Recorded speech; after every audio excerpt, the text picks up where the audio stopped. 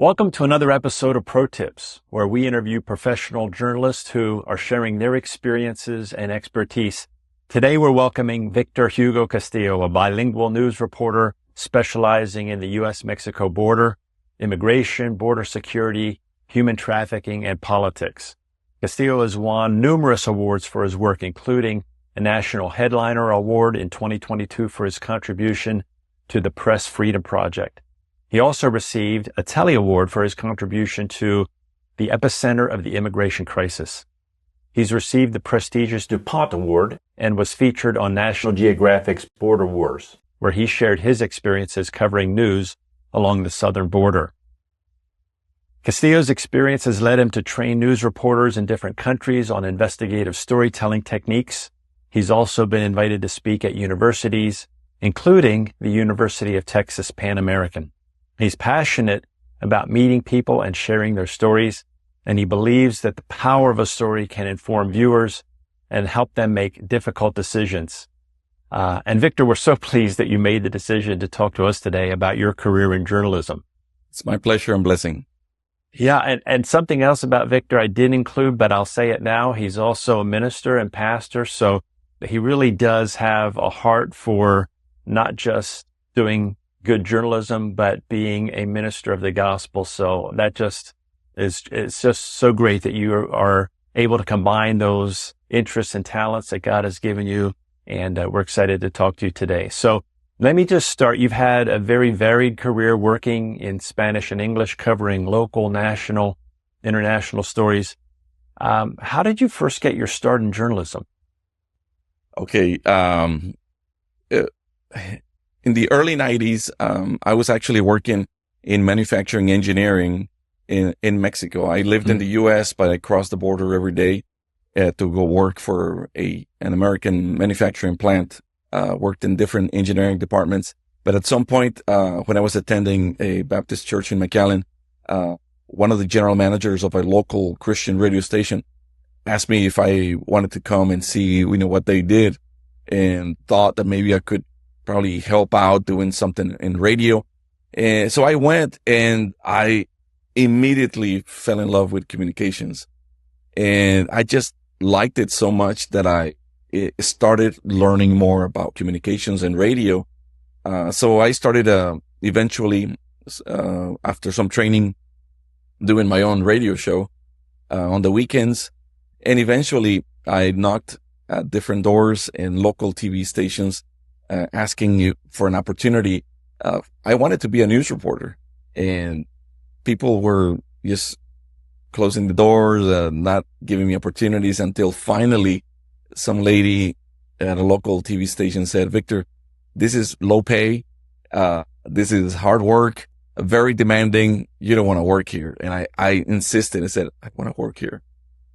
She said, "Okay, we'll give you an opportunity." So she gave me an opportunity.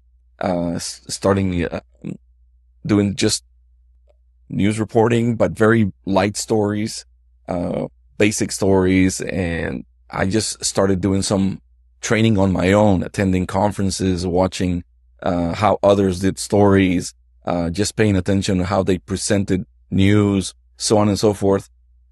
Little by little learning, and throughout time, and by God's grace, eventually I became news anchor at that local TV station with Telemundo.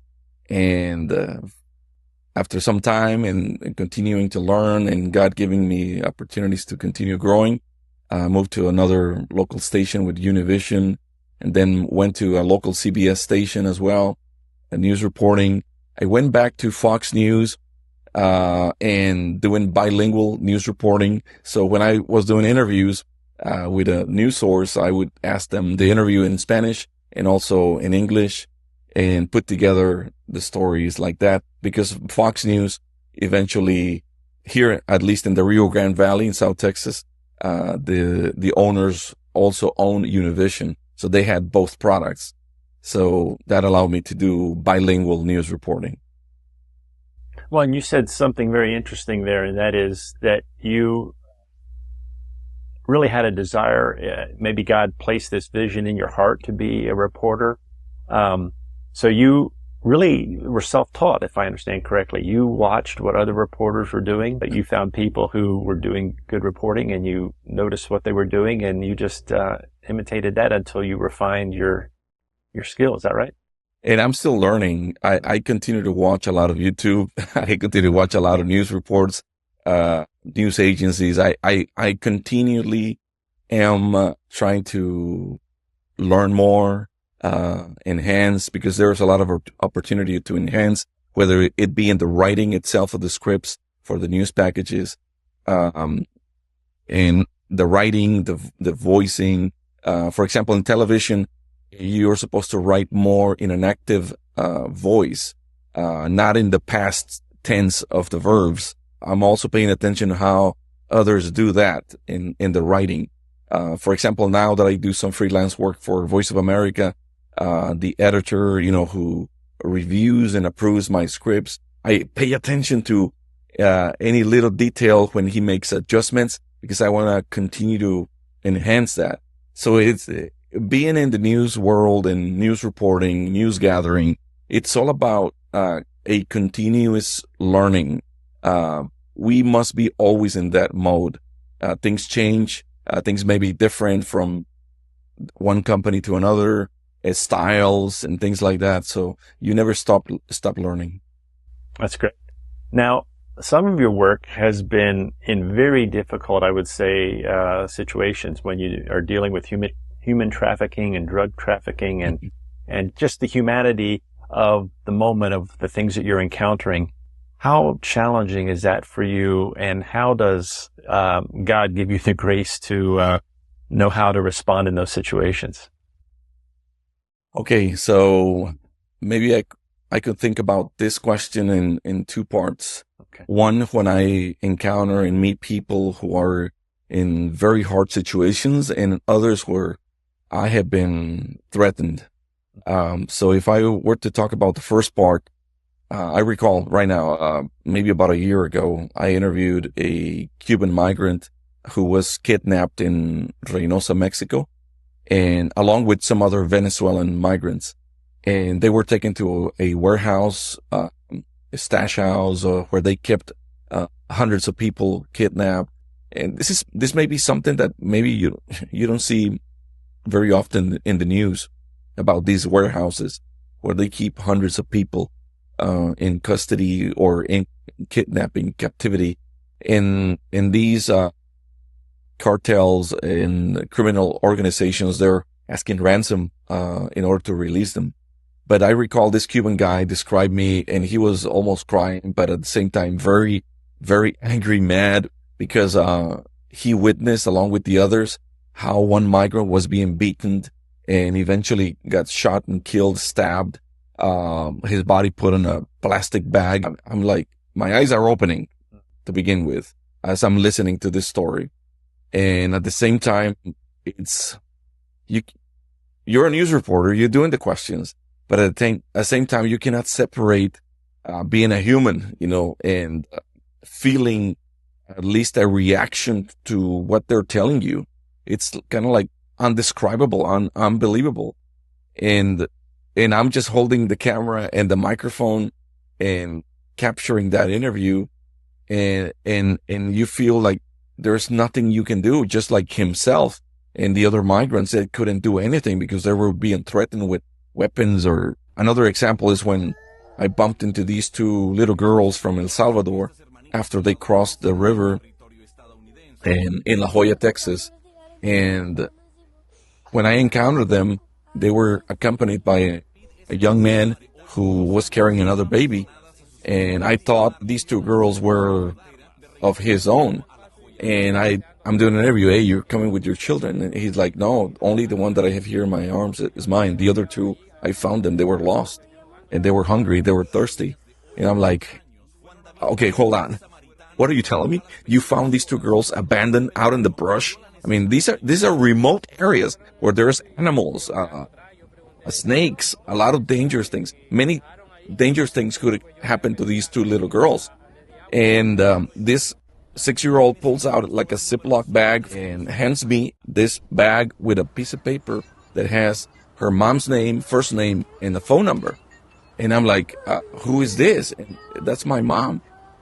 And I'm like, I can't believe what's happening to me right now. I'm like, do you want me to call your mom? And she's like, yes. So I sent a WhatsApp message and she responded, can you take a video call? And she said, yes. So I make this video call and I'm showing her, her two children. Are these your daughters? And she says, yes. And the two girls are starting to cry. Mom, I just want to be with you. We were abandoned. We were thirsty and this young man gave us, 2 bottles of water. We drank them so fast because we were so thirsty. And she's crying. And we just want to be with you. We just want to be with you. And, oh my God. I mean, that heart is just perforated at that time. So there are so many stories. I mean, I could probably write a book, of so many things that have happened, that just break your heart. I mean, I've seen bodies floating in the river. I've seen many people that after a car pursuit with authorities, they ended up in rollovers and bodies laying all over the road.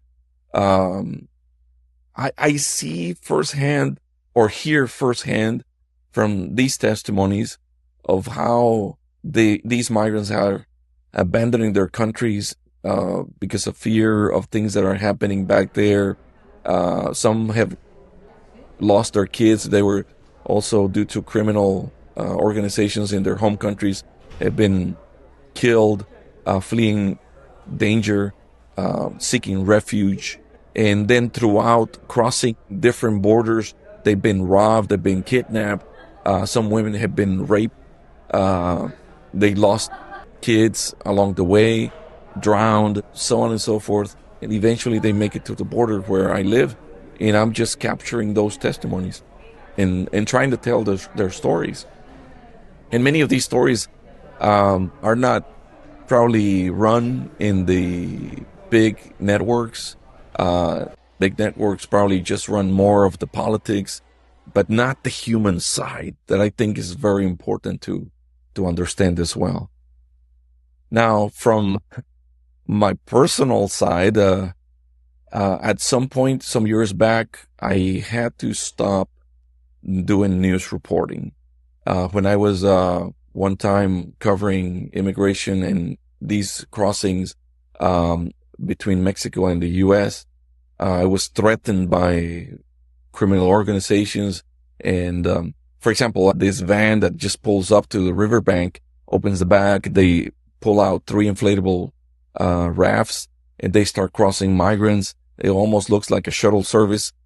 And then I hear one of the guys threatening me from the back, and he says, hey, I know who you are. You better stop recording and reporting.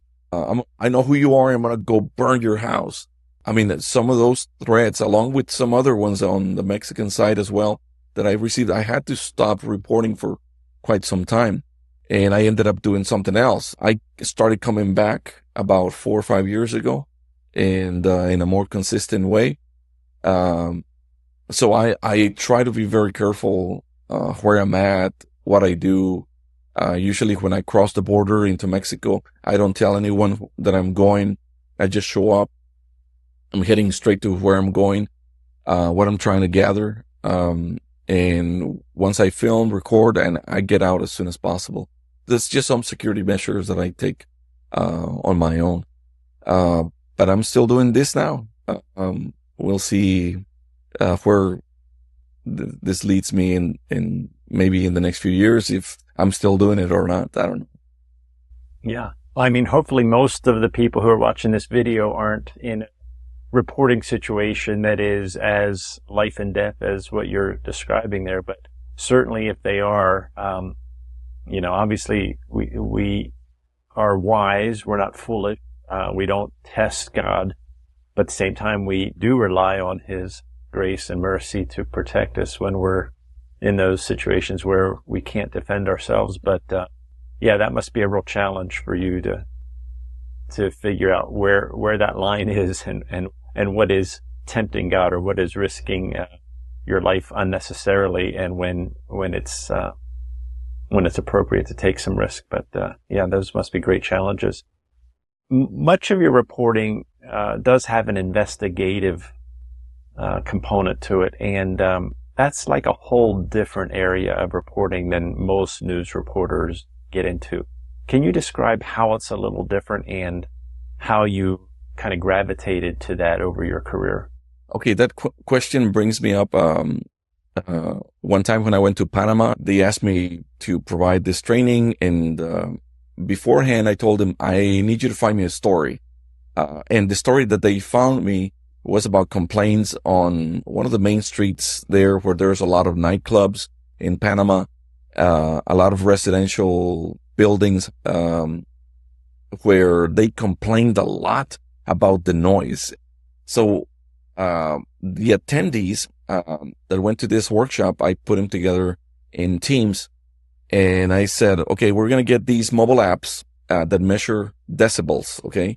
And part of one team is going to go in the nightclubs, and you're going to measure decibel levels in there. Another team is going to be on the streets, on that street, and measuring decibels outside. And then the other team, who was going to do interviews with the residents of those apartments, you're going to also measure decibels with the mobile apps. We're going to do some sort of a scientific, not very deep scientific, but at least some basic data gathering, okay, of how it is inside the clubs, on the street, and in the apartments, why people are complaining and why these levels are off the charts, where authorities should do something to control or have some city ordinances about noise control. So when we went there, and everybody got assigned, and the idea was to come back the next day and put together a story with videos that were filmed even with phones inside the nightclubs, on the streets, and the interviews we did with residents. So the approach is not only to gather the complaints, but it's also about doing during your investigation, data gathering, which is very important. So when you put together investigative reporting, you need to look up data, research, measure things, quantify things. So it's not just about reporting this happened and that happened. It's about going deeper. And those are the type of stories that I like a lot. When you are given the time or take the time to dig a little deeper. But what happened there is that night there was a shooting out on the streets. So that shooting took place, and that one of the teams who was filming outside, they capture in video the shooter, the car, all the gunfire that was taking place on the street. So it was more of an exclusive that we had. So the next day when we gathered and we were going to put together the story, I told everybody, I said, what we have on hand is an exclusive video, images, audio.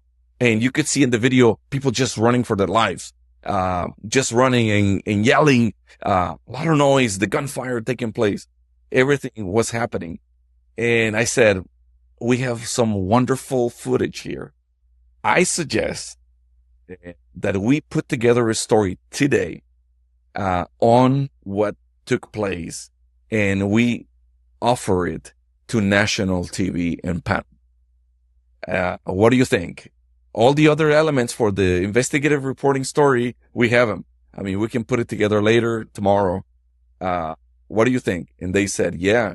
So let's put together a story. Let's start writing the script. Let's grab all the elements that we have from the different angles, and let's together write the story, and let's edit here in the workshop. We have a projector, a screen, and we can do everything here right now. And then once the piece is together with our own voices, somebody else voiced over, of course, somebody else wrote the script, and I assisted with the editing.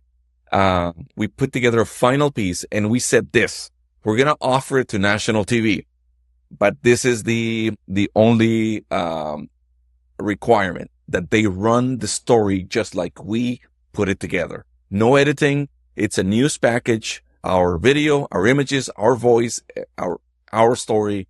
And, two of the major national TV channels there were fighting for it. Eventually we went with one, and they run it in prime time, and they were just teasing all the way from the beginning of the show, teasing it throughout the whole hour until they finally ran the story. And I think it got a lot of viewing. But anyways, going back to the question, it's about just gathering data. It's about going deeper. It requires, effort, time, maybe resources, but it is fun. It is fun. Mm-hmm. Maybe, since you used that as an example, maybe you should just briefly define for our listeners, viewers, the difference between breaking news and feature news in terms of timeliness and impact. Sure. Breaking news is just something that happened maybe a few minutes ago. It just took place within the most recent time. For example, I recall when I was with the local CBS affiliate, it was almost 6 o'clock, and I was finishing my package to present for the 6 o'clock show. And then there was the Hidalgo County Sheriff's Department was doing a raid on a farmhouse where they thought some crime was committed. I can't remember right now what it was. Might have been connected to a murder. But my producer calls me and says, it's 15 to 6. Your package, cut it to a VOSAT, which is basically just a VO only and a soundbite. Cut it to a VOSAT, dash over, and do a live shot from that location. So I quickly just cut the VO, the SOT, and got on a van, my photographer. We dashed over. We have 15 minutes to go live, for this 6 o'clock. We just made it just on time. While he was setting up the camera, setting up the live shot, I went and got the sheriff's, Hidalgo County Sheriff. He said, I just need you to real quick for a quick live shot and to share, what you found. And yes, it was connected to a murder, I recall now. And fortunately, he accepted to do that live shot. But everything had to happen within 15 minutes. Set up, tear down, set up the equipment, find the person that you need to interview to gather the data, the information of what is taking place, and just report on it, like that. So that's more of a breaking news. And you just report what happened. Let's talk about immigration. Okay. So for example, illegal crossings have dropped 75%, over the last, 3 weeks, compared to what the influx of migrants crossing the border was in the past 3 years. Okay. Significant drop. I mean, he can talk about all those consequences as well. So then you put all those elements together and present not only the testimonies, the side of the authorities, but also the statistics. So you have a little more time to work on putting together that package. When you're doing a news package, do you almost always do a stand-up, or when or how do you decide whether you're going to include a reporter stand-up? Okay, stand-up is usually more when you're doing more of a show and tell. I mean, there is a stand-up in if you're going live with a TV station, or a stand-up out. Some of the major networks only do a stand-up in or a stand-up out. The majority, I would say the highest percentage is just a stand-up out. So basically the news anchor just tosses to the story, the package run, and then at the end you're doing the stand-up. Others that are pre-recorded and put together may just have the stand-up in. And then other packages may just be a package with a stand-up bridge in the middle. And the bridge is basically more of a show and tell. I mean, it's not just to be on camera for just being on camera. I mean, show maybe the disaster that happened to several homes due to a tornado or to businesses, a hurricane damage, things like, I mean, more of a show and tell. That's the reason of using a stand-up bridge. But lately, after so many years, I rarely put stand-ups in mine. Uh, young news reporters, they want FaceTime. They want to be on camera. They want to show that they're on TV. And I used to do that at the beginning of my career, of course. But nowadays I rarely do stand-ups. Let me tell you one of the other reasons. One of the other reasons is because, networks ask you for a limited time. I mean, you have a minute 30. I mean, you're supposed to tell the whole story in a minute 30. If you add a stand-up, it may be 15 seconds. It may be 20 seconds. I mean, you're eating up time from that package. So I personally prefer to tell more and show more with the B-roll, the images that I film, than me on camera. I mean, that's just a personal preference. If there's something specific that the TV station wants me to go live from or do my reporting from a specific location because they want to make sure or show that we were on the ground, then okay, I'll do the stand-up. But nowadays, I rarely do stand-ups. Wait, you mentioned young journalists a minute ago. When you Yep. are in front of a classroom at a college or university and Mhm. you have students in front of you who want to be journalists, what are some of the most important things you feel like you need to let them know before they dive into that as a career? I would tell them that if you're doing this, you're getting into this business, the news reporting, make sure that the story you're working on or that you propose to be approved and to work on is a story that really impacts a lot of people. Magnitude, basically, that's what I'm trying to say. So go for stories that impact or have more magnitude, impact more people.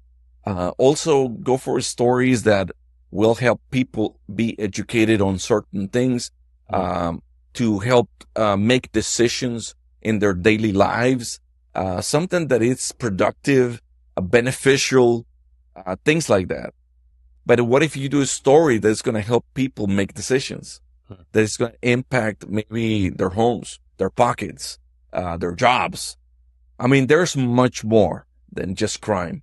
So work on stories that will transcend and help people. So, GNA's mission, Global News Alliance's mission, is to tell stories about what God's doing. So if you had a reporter starting out who wants to tell stories about what God's doing in their church, in their city, in their country, what would you tell them to look for in terms of looking for impactful stories? Well, in the case for GNA, which has a spiritual and God-driven purpose, things about, the life-changing reality, and the only life-changing reality, which is Jesus Christ and the Word of God. So I would look for stories that have impacted a family, maybe a married couple, maybe their children, their church, or how a church has impacted the community around where that church is located. A ministry that came in, arrived, and has been assisting the community in different ways, not only in a humanitarian way, but spiritually, that impacts families. Because think about this. For example, let's talk about a married couple. If we have a strong marriage, we're going to have a strong family. If we have strong families, we're going to have a strong neighborhood. If we have strong neighborhoods, we're going to have strong communities, town, city. I mean, so on and so forth. I mean, it just grows and impacts more people. So, yeah, it's all about impact. I'm pretty sure there's a lot of stories that we want to tell, but we need to be very selective on those that impact more people. You may put together a story that happened maybe yes in your church or maybe yes in your location, but it may not have an impact outside of your location. So how can this be not only of impact here, but it could also be of an impact in another country or city, that people will watch a story and say, hey, I could do that. Oh, wow. they did that at that church. Maybe I could do that at my Mm-hmm. church. Oh, that church did this in their town. Maybe I could do that in our town. I could pray God and see if the Lord will help us do the same over here. I don't know, just some thoughts that come to mind. Mm-hmm. No, those are great ideas. And, we've covered a lot of territory. I don't know if, you have anything else you wanted to share before we wrap up today, but, I think hearing from a journalist who's been, around the block, so to speak, like you have, and knowing that, you have a passion still after years and years of reporting to be able to be eyewitness to events as they're happening and tell those stories. I just think that's a great, lesson for our students to learn, is to see that zeal that you have for being a reporter. Well, the last thing I would say is that I like news reporting, as if you may be able to tell. I like grabbing the camera, microphone, doing sit down interviews or on the field, putting together stories, meeting people, and reporting. But what I'm most passionate about is about sharing good news, and the good news of Jesus Christ. This is just an excuse, the camera, the microphone, the job itself is just an excuse. Even though I may be telling bad stories when I'm doing news gathering for television networks, the biggest opportunity that you and viewers that are watching this and I have is sharing the good news. So don't miss those opportunities. This is just an excuse. Our job is just an excuse, that we go out there and we share Christ, we show love. Don't miss those little details when you are out there in the field and to share the gospel of Jesus Christ. That's what I would say, probably. Awesome. Well, thank you, Victor, for sharing your expertise with us today. And thanks to our viewers for watching this interview. This concludes another episode of Pro Tips, which are interviews with working journalists who are telling stories about what God is doing around the world. So please check out our website at gna.news for more about Global News Alliance and how you can become a part of our team of reporters telling stories about what God is doing in your church, in your city, in your country. And remember to subscribe to us on YouTube to receive notifications of future episodes of our Pro Tips series and to watch tutorials on smartphone journalism techniques. And until next time, God bless you.